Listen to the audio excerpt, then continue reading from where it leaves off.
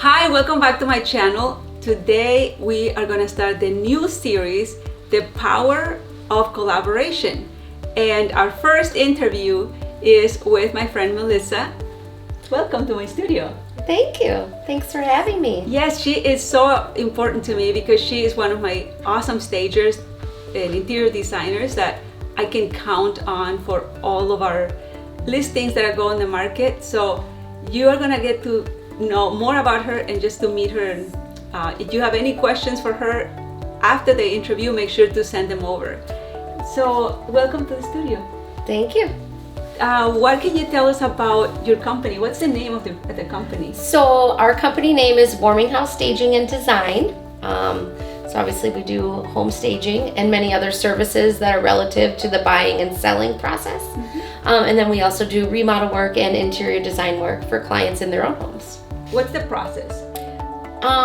Okay, well, it kind of depends on which side of the project I start on. A lot of projects tend to piggyback themselves onto each other. So I'll give you a perfect example. A few months ago, one of my clients who is a realtor broker, I do a ton of business for him, and he buys and flips houses, and then we stage them. So, you know, they kind of change the paint, they'll change the carpet, maybe the kitchen, do some basics, and then we stage it and style it really strongly. And he loves it because he just sells the properties much faster and for at least 20% more than even what they're usually listed at. And he's seen success in it every time. I think we did 27 houses for him last year. Wow. And he saw it every single time.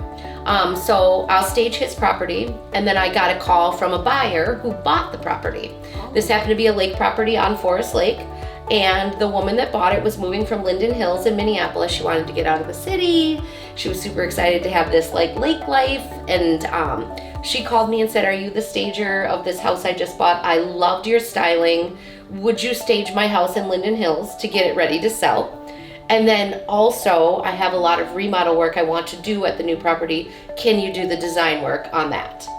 That's so important for people to know that you're more than just let's make it look cute type of designer. Yep, exactly. Nope. We don't just do, our services range. I mean, I'm doing a house in Edina right now that's a remodel that started as a full gut rehab. And I have selected everything from the wood flooring, every fixture in every ceiling, on every wall, cupboards, cabinet colors, paint colors, and now I'm on to fully furnishing for the buyer as well. So start to finish, it's all the way from, the remodel part to the furniture selection. And you must love those projects because you actually gotta say, in the whole project, because I see that a lot of designers come in later. Let's give you also an example. We work as listing agents. We work with Melissa all the time because then before the sellers start doing a lot of the projects, we don't want them to touch anything because honestly it's harder to work with. Right. Like their style, and then you come in and you're like, oh, I would have picked something else. Like right. You know your business better than like what I would pick. Right. And for your part of my business, your side of my business, that very much makes sense, especially for home staging and listing consulting and things like that. If we're going to stage a property, we would prefer to stage it with all of our items. I know sometimes people want to be really helpful and say, I'll leave this bed or I'll leave this couch for you. And it's more challenging for us to build around people's existing items than being able to just create the package from scratch for us. But that's very different than when we do design work, especially in someone's personal home, because we don't always have the opportunity to go in and just change everything in their house. They have a budget. They might only be working on a certain room or a part of a room. So we do have to work with other people's stuff. And that's why sometimes staging is so easy breezy for us because it's kind of all in our hands. And, we don't really have, we do have people to please, but it isn't so personal because it's not your space you're living in. Yeah, and actually that brings me to a very good point. The reason why we decided to hire Melissa instead of us as agents walking in and trying to be the experts, yes, we see a lot of homes. but that doesn't make us an expert, you know. Instead of trying to be those experts, we'd rather hire Melissa to come to our sellers and work with what they already have. And we have found that so helpful. So for agents out there that are watching this video, trust me, it is the best investment you can make, hiring someone like Melissa, or hiring her herself, you know, to come to this property and walk through the property with a client and really understand what we're doing, like that this is a product and that they're not living in the home. This is not going to be for them to live in the home. This is going to be for the client that is going to walk in the door. So before Melissa knows when she gets to a property who that buyer is going to be, whether she tells the client or not, she's thinking it. So that's one thing that we talked about it so many times, like that when she walks in the door, she goes, okay, this is a first-time home buyer who's going to be buying this property, or this is a move-up buyer, or this is going to be someone downsizing. Like, you already know that. So when you advise the client, you advise based on who is going to be buying it. Right. Yes. So not just because it would look good with the house. Right. And of course, you know, we do want it to look good with the house, and we want to make sure that it has the most potential it can. And I think the reason why having a partnership with people that are in my profession and in your profession is because a lot of times, you know, people, if they're the seller, they have a predetermined thought that, you know, although they're probably hopefully really excited about their realtor and trust their realtor and all that stuff, I think they know that their realtor makes money off the sale of their property.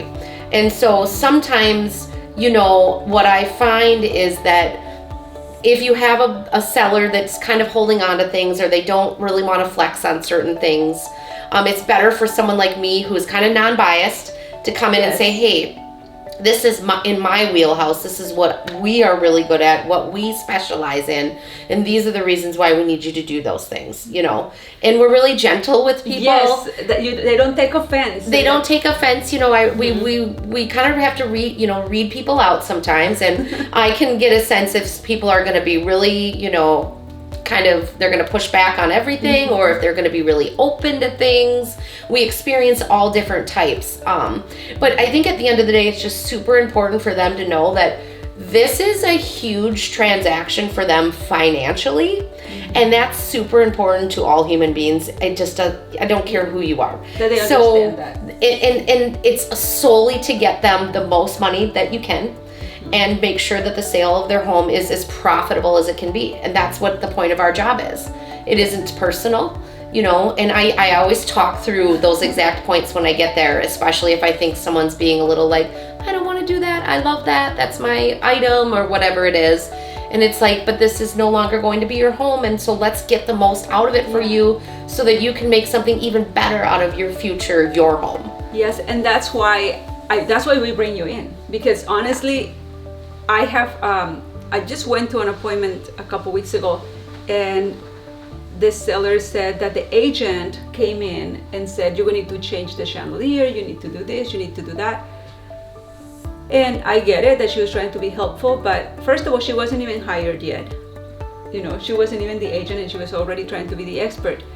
And then second of all, she just said you need to change the chandelier. Yeah. So the seller went to Menards and started looking at chandeliers, and she was like, she said we need to change it, but I don't have any idea. Like, I have no idea what to do. So when I interviewed with her, she was like, first of all, she was like, I know. An agent told me that I have to replace the chandelier.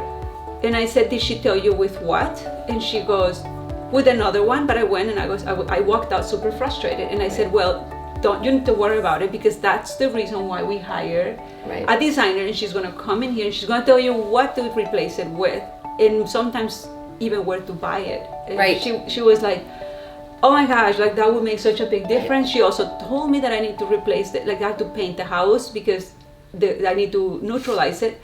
I don't know what colors to do. So like, it is so, like, for us having your services, it's like we can't even like. Right. Well, and that kind of segues into another point that we didn't really touch on, and why it's important to have us go into the home is that it gives people peace of mind. I mean, this process of selling your home and listing it, especially like if you've lived there for years and years, you have so much stuff. There's so many steps that they have to take as a seller to get prepared to move, to sell, and everybody's overwhelmed by it. And financially too. Sure, all of those things. Yeah. And so, we try to simplify the process for them. We go in and we talk through everything verbally, and then we send them a written summary by room, and it's bullet pointed where they can just check it off. And we bring paint samples with us when we go there, and if we will pick a color right on the spot for them so they don't need to worry about it. And that will be in their summary. And yeah, and that's why there's no way I could do it without you. Right. You could do it without me if you had to. But I think as a realtor, and there's a lot of realtors that are capable to do this stuff, but do you have the time for that? And do you want to spend your time on it? Because I would say your time would be better used elsewhere. Yes, honestly, like I said from the beginning, the best money spent for us as a company to send your company over there. That's your specialty. That's what you do every day. Yeah. I don't need to get my hands involved. Also, when you, let's talk about wallpaper, like when the seller picks a wallpaper. I mean, I did one wall of wallpaper in my house, and I looked through so many. I was so excited. They came to install it, and it was so important for me. I just loved it. So when I did that, I was like, oh my gosh, that's how that little old lady feels about her wallpaper. Right. And I'm like, I'm never gonna dare to try to tell her to take it down, or to it's so personal. Right. So yes, I love what you do. I love how you do the work. So can you tell me a little bit about how you started? How did it all happen? Yeah. Well, so I have a design background. I went to the Art Institute of Chicago, and I actually majored in fashion design, which is where I originally started. And I became really obsessed with anything visual, anything that inspired people, anything that had a concept of installation, a before and after, just anything that makes an impact on our emotions as people.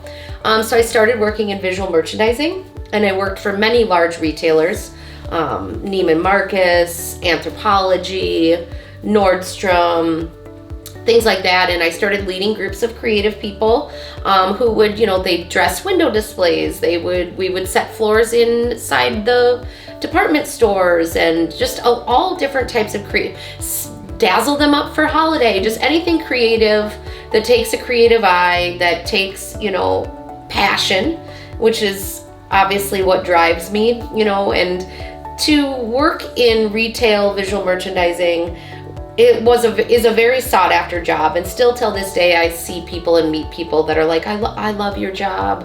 I wish I had your job. Whether it was when I was in visual merchandising or home staging or whatever it was, but it lent itself to just make me have a really good understanding about space and interiors. And obviously I have a very strong design eye and background. So as time went on, I started noticing, this home staging was becoming a thing, and I was like, I really like that, but I didn't know if I wanted to leave my corporate job, and I kind of started moving, or I started getting higher up in my level for working for retailers, in that sense that I was having to travel and stuff, and I didn't want to do that anymore. I wanted to just stay in Minnesota, and I kind of wanted to work for myself. So I actually went and worked for a local furniture retailer in Minnesota, and they wanted to launch a home staging program because the gentleman that owned it, he was like, this is a great idea, right? And I was like, absolutely, you have all the resources. And so I launched that program for them, and I think that's how we met originally. I was just thinking. Yeah. And built up a lot of clients, and then, they kind of decided that they didn't logistically want to do it any longer. And I asked them, can I take the clients that we have, and can I go off on my own? And they were like, yes, good luck. And so that's kind of what brought me to today, really. Yeah, I was so glad when I met Melissa, because I knew she knew what she was talking about. And we did a project right away. And that was a really interesting project, because it was an empty home, and we brought Melissa in, and the lady did not want to do staging. So we did everything we could. We had our contractors there, and they painted, they did all of that big part of the project. But then she was like, I'm not gonna do the staging part. Yeah. So we said, okay, fine. We still have to go with what the client wants to do. So we took the photos, went on the market, and I think we sat on the market for about a week, and there were no showings. Yeah. And I was like, well, I need to go back to this lady. So we went back to the lady and we're like, let's come up with a way, let's come up with a plan. We need staging, let's make it happen. So we came up with an agreement that worked out fairly for everybody, and you came in, designed the space, and we had multiple offers that week. Like within the next 3 days, we had multiple offers, over asking price, of course. Yep. So we were able to show the lady like that investment multiplied. Right. So that was our first experience working together, and it was amazing. Yeah. Out of the projects that you have done over the years, is there one that you're like, that was rewarding, that was memorable? Yes, there's so many. I have to think. There was a project in particular that it's kind of relative to what you're just saying, and this happens a lot. Sometimes it's the realtor that doesn't believe in the staging either. It's not always the seller or the homeowner. It can sometimes be the agent or whoever it is. And I do believe in the Midwest market that people are still very foreign to it. Although we feel like it has this really large presence and that, it's very coming of age and everyone's doing it. It's actually been happening for a long time. And I have conference calls with other home staging business owners all around the world. And it's a network that I'm part of. And last week we had a call, and there's a guy that owns a team in LA, and then there's another gal that owns a team in the UK. Oh, wow. And for example, in California, nobody lives in their house when they sell them. Oh, that's new. That's new to me. I didn't know that. That's like a thing in their market. Really? And I talk with a lot of people. One of my peers that I confide in the most, she owns an extremely successful home staging business in Ohio, and she says, I know some realtors in Minnesota, and they all say it's just hasn't fully come to fruition here yet. Yeah. It's hard to sell people on it in Minnesota. We'll sell it anyways, or and I think that the key is, do you want to make the most money? Do you want to earn more profit? Because it works. Yes, and literally that's why you were my first the first person that I wanted to interview, because I know agents are watching this, and I'm like, please understand, in other markets, this is big. It is big. Yes, it is. It is.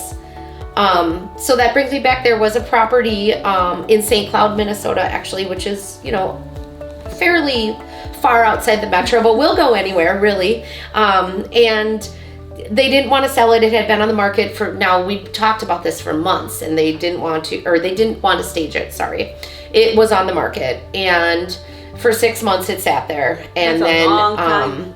They took it off, and we went in and we said, listen, they got a different realtor, which, I'm not saying that that's always the reason, but it was very helpful. And that realtor said, listen, we will not take this job unless you stage it. We just need to paint. We need to do these things.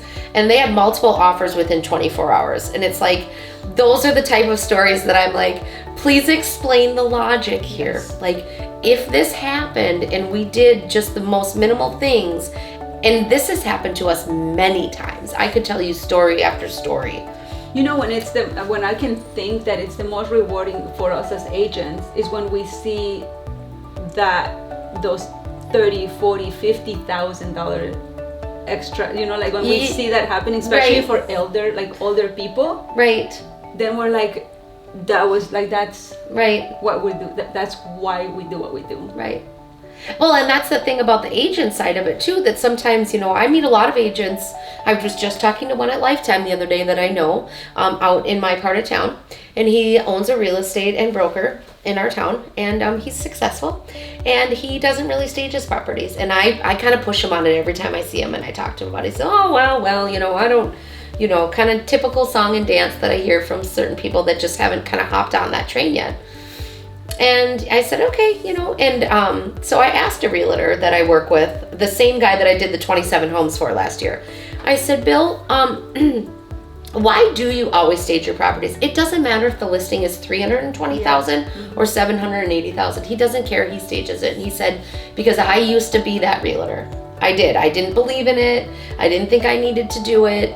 And he's like, and ever since I started doing it with you, not only does it make my whole selling process so much easier, he's like, I take pride in it too. This is my property. It's more exciting to show it as the lister. It's more exciting to see it as the seller. It's kind of like you see this whole process come to life. And he's like, and I always, like I told you earlier, make a minimum of 20% over than what I would make just from staging. He's like, I know it. And for him also, he gets to showcase his product. Correct. Like it's a better way to show it. It is. So that's so exciting. And what are the future plans? What are you thinking? Well, could you take more clients right now? Yeah, we can take more. We have a lot of inventory, and it's all a learning process. As a small business owner, you're like, how do I do this? I kind of hit the ground running for me because I had existing clients, even though I didn't have my business built yet. Because of what I was doing prior for the furniture retailer, I had real estate agents calling me, but I didn't have any inventory. So I just started like buying whatever I could and putting it in a storage space. And I would say, I maybe would have went about that a little bit differently if I would have done it the reverse way. But I wanted to be prepared to really put myself out on the market strong. So in order to do that as a stager, you have to have a lot of inventory. You have to have a space to house it. You have to have labor and things in order. You have to have assistants in order. Like, it's been taking me a long time to kind of bring that all up to a point where I can say, I could honestly stage 15 houses at one time. Okay, did you hear that? Ready. so it's, it took us some time to get there, but we're there. And the one thing about the business is, I guess, where we want to go from here is we want to grow.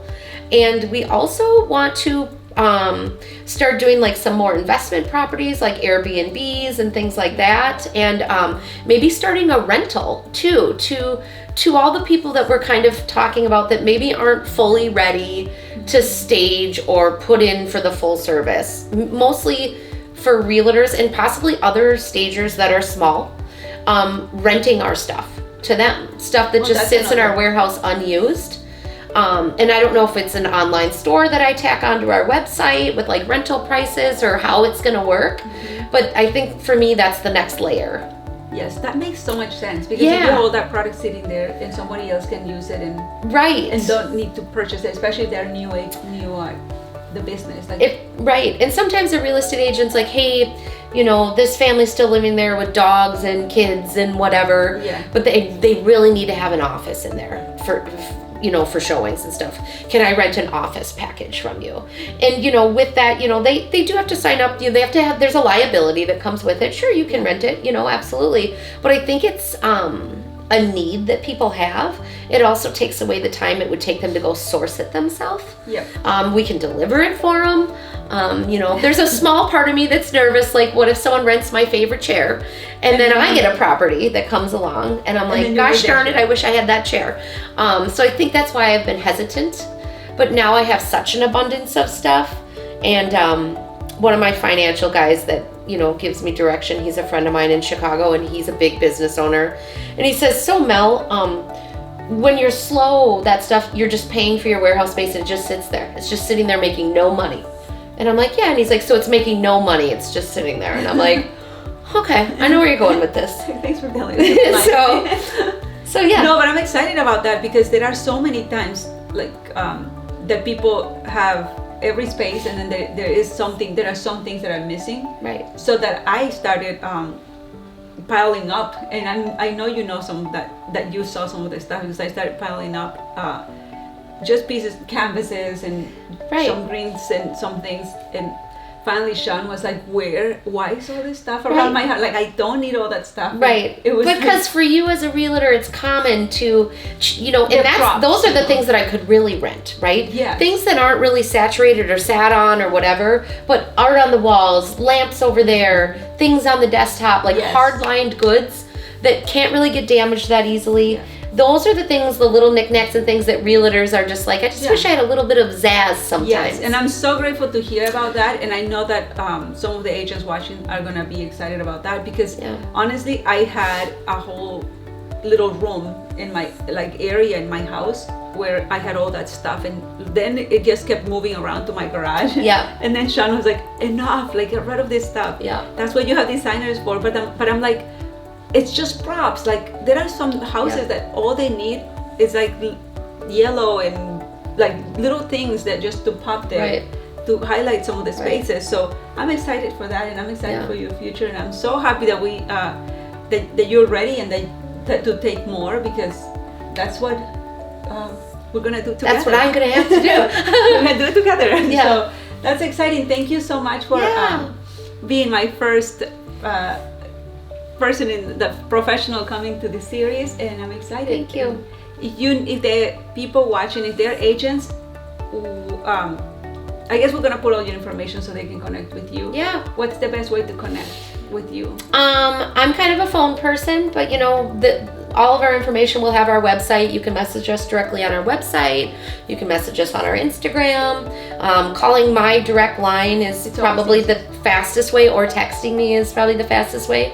You know, or email, but I'm, you know, as a creative person, I'm You're always busy. out in the field, Yeah, you're so I busy. don't access email all that often. Every day I do, but I'm not, you know, you probably access your email a lot more than I do. All the time. Um, Okay, so and then the last thing, if this is a person as a homeowner watching the video, is there any trend or any advice or anything that you would say this is what you should go after or stay away from? If they're gonna live, let's say they're gonna live in that house for the next 5 years and they wanna do something special to their home. Right. Like what is your advice for them? Like do this, don't do that, kind Right. of thing? Well, I would say start with paint, because I think paint makes the biggest impact in a home. It's an inexpensive investment. It's not always the most fun to do. Some people like painting for themselves, and I if you don't. if you do, it's a really inexpensive investment and a really sure way to change the life of your space, and leave it easy enough for someone to change when you decide to leave the space.